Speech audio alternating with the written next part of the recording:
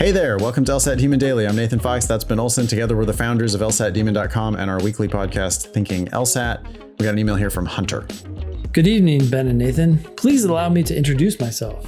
My name is Hunter. I'm a 26-year-old and a relatively recent graduate. I graduated from undergrad in 2019 and grad school in 2021. I have always loved the concept of law and the career, yet I am having difficulty with the LSAT and whether law school is a good fit for me. Here are the major points I'm consistently weighing. Ben, what's the concept of law? The concept of order, rules. I don't know. What is the concept of law? They didn't teach that in law school. I don't know. The concept. Yeah. The belief in a system. Pros. I have a strong desire for the legal field and cannot accept any other career. What? Okay. There are billions of careers out there. We just reached 8 billion people, by the way. They think there's billions of careers with 8 billion I think people? there are billions of careers. Yeah. I think there are. I think there's a billion different kinds of random shit that people want done. Yeah, okay. Okay, maybe a billion. What do you think? Billion? 1/8? It's semantics. I have an MBA with a final GPA of 3.7. Shows major academic improvement. All right. No, it doesn't. It doesn't. They don't care about your MBA. I have an MBA. It was really easy to get A's. I was I had probably exactly the same. I had a very bad undergrad, and then I had probably a 3.7 in business school. I was a terrible business student. Everybody knows that grades are wildly inflated in graduate programs. It's not really the feather in your cap that you think it is, but. Okay. Pro number 3, according to Hunter, I am very energized about the admission process, law school, and ready to begin this dream career. I don't like any of these reasons. Well, yeah, it's all conclusions for one. I mean, the first and the last, right, are just, I really, really want to do this. But are you demonstrating that you really want to do it? Why do you want to do it? That could be helpful, but I'm much more interested in, like, are you taking steps toward it? And emailing the show is taking steps toward it, but like a strong desire and cannot accept any other career and very energized and ready to begin the dream career. I mean, you're saying the same thing 4 times. So that's not like actually a reason. You know, you got the drive. That's great. Your MBA is not a reason. I mean, that was meant to be a, like, here's why they're going to admit me, because I showed academic improvement with my MBA. It's not a reason to go. It's not a reason to go. Yeah, I thought we were going to be looking at pros and cons of going to law school and whether law school is a good fit for you. And none of those things I mean, having the drive, you know, like, really, if it's true that you will not accept any other career, then that can mean something. But there's a problem there, though, too. I don't.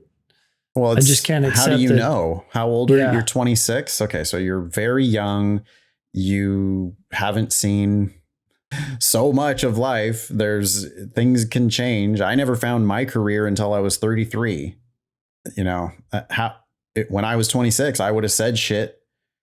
This is, you know, I might have thought that this is the only thing for me, but then not had any idea what I was even talking about. So. Yeah. I'm skeptical, I guess. Would you not accept any other career at this point, Nathan? Now? Yeah. Well, I wouldn't accept working for anybody else. I know that for sure. Yeah. Like, I'll only work for me for the rest of my life. I do love teaching so much, you know, and the podcast is part of that too, right? It's like, it's so gratifying to put stuff out there in the world and have people go, oh my God, thank you. I'm learning so much. You're helping me so much. I mean, it's very, very gratifying what we do.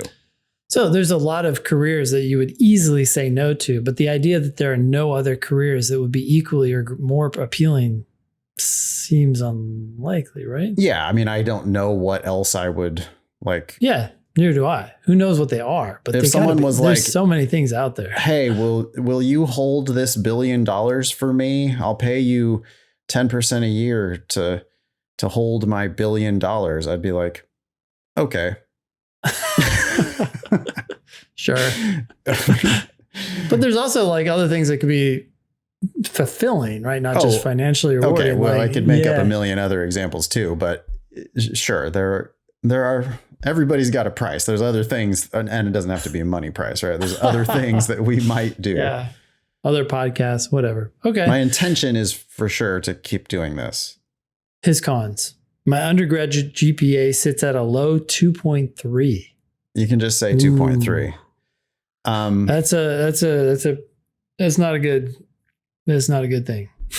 I mean, devastatingly low. It doesn't really matter. I don't think that much. Like the difference between 2.3 and 2.5 or 2.7 or 2.9. I don't know. It's all just kind of like you're below the median at every law school.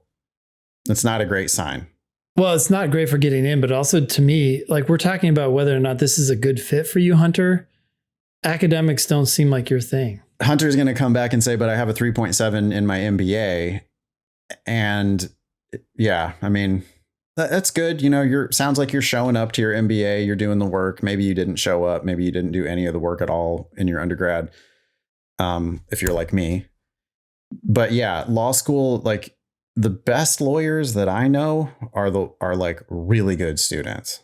Like they love school. They always got straight A's because they just love it. Yeah, this is tough. My official LSAT was 142. That was in the June 2022 LSAT. Not sure why you signed up to take it. Yeah, you definitely should not have taken that official test, Hunter. You were clearly not ready for it. That number isn't going to hold you back. It's just a 0. It's a wasted first attempt. You've got at least 2 more attempts this cycle and total of 5 in 5 years. So you've got multiple chances at it, but like it's not really as much of a con as you think it is. It doesn't mean anything to me other than you wasted an attempt at the LSAT. I mean, people start in the 140s all the time and end up in the 170s. You know, like I've seen that happen before. So why did you take the LSAT when you were clearly unprepared? That's a bad idea. But that 142 doesn't like mean that you're not cut out for it or whatever, because I have no idea what you did for prep. Not yet. Yeah. My dyslexia and ADHD keep me from concentrating for long periods of time. Parentheses, not an excuse, yet a hurdle of mine. Okay. I mean, those are challenges. You can get accommodations that will help with the LSAT and probably continue on in law school. Lawyers do need to concentrate for long periods of time, though. Yeah. I mean, I'm in LA, Ben, visiting my friends, Mike and Nikki, Nicole Cole Black, the attorney. She's at her desk at 7 a.m. and she's really happy that these days, you know, she only usually works till like 6 p.m. Yeah. That's every single day. I mean, she doesn't get up. Like she's sitting there working right now. That's all she does for like 50, 60 hours a week. I will say that you probably, Hunter, can get accommodated. I mean, almost guaranteed you can get accommodated for the dyslexia and the ADHD. If you're not already accommodated, I mean, that's going to give your LSAT a shot in the arm for sure. But it also is making the time longer. And if you're telling us that you can't concentrate for long periods of time, then that might be bad. It does seem like you should go get diagnosed though, and like then apply for the accommodations, right? Yeah. Okay. Hunter says, additionally, I'm looking to enroll in LSAT Demon and would like a suggestion on which plan to accept. If you have any suggestions, it would be greatly appreciated. Once again, thank you for taking this inquiry, and I look forward to your response. What plan, Nathan? Free? Yeah, that's what I was thinking too. Start with free and see what kind of progress you can make. Start with free, and when you run out of questions, you can upgrade. But like, are you going to do the work? And I would start with the free account, see if you like the way the Demon works. There's a couple tests, 2.5 tests, I guess, worth of stuff that you can do. Yep. Hours and hours of videos, hundreds of written explanations. Like there's a ton there. And you could do all of it for absolutely for free. But yeah, based on what Hunter's telling us here, I would not like enthusiastically say, pay me money. Yeah.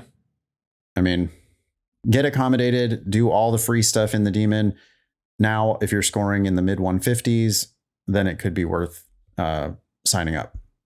Yeah, use the test as a guide. If you can't get up to a high score, 165 plus, maybe that's your indication as well. Yeah, one data point is totally worthless to us, but multiple data points, we get to start to see like whether you're learning anything or not. And if you're using the Demon's resources, you should be learning. So I would expect that score would start clicking up almost immediately. Then if you want to know more about the plans, I mean, you know, the live one has live classes every day. People don't know that, Ben. I ran into somebody at a grocery store. I was at a Whole Foods, actually. Some random dude had an LSAT book open. And I was sitting right at the table right next to him.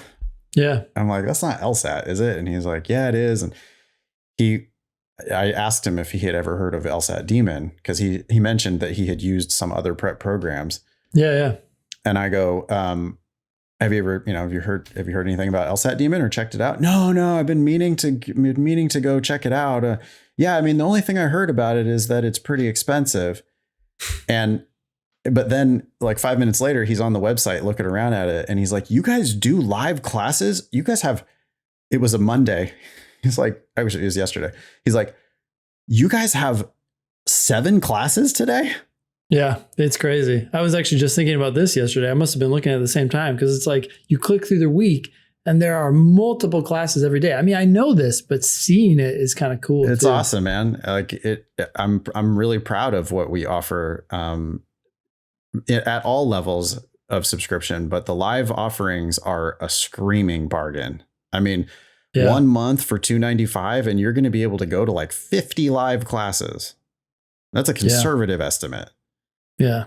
And, you know, for by the way, this guy's working with a one-on-one tutor, paying some guy from Wyzant $80 an hour or whatever. Yeah. You just wasting And I'm like, money. are you kidding me? For 3 or 4 hours worth of tutoring, you could work with me and Ben and a dozen other kick-ass teachers for an entire month. Or you could, work with your one-on-one tutor for 1 hour for 3 weeks. Who may or may not be giving you good advice. We don't know. Who may or may not like even be good at the test. You know, it could be some 164 scorer who kind of gets it, but doesn't really get it. Added it to their Wyzant profile. Exactly. Oh, I teach GMAT, GRE, ACT, SAT, you know, MCAT. Yeah, NCLEX. all these tests are the same. I know. What's your question? Yeah, which question you struggling with? You got to manage your time. You got to eliminate the worst answers, narrow it down to 2, and then guess. I mean, who knows? But, anyway, it is, if you want to know about the plans, that $295 a month, if you're going to the live classes, is a shocking bargain compared to any other live LSAT interaction. Yep. It doesn't compare. It's astronomically greater too than what we provided when we tried our best in the in-person arena, right? Yeah, and that's documented by like Scoreboard. I mean, I'm confident that my classes 3 years ago used to be shit. Yep. Compared to what we do now at the Demon. Yeah. Anyway, sorry for so much of a sales pitch about the Demon. I hope we gave Hunter some good advice. Any final thoughts there? Nope. Email daily@lsatdemon.com if you'd like to ask us a question or share some LSAT or law school admissions news. Thanks for listening.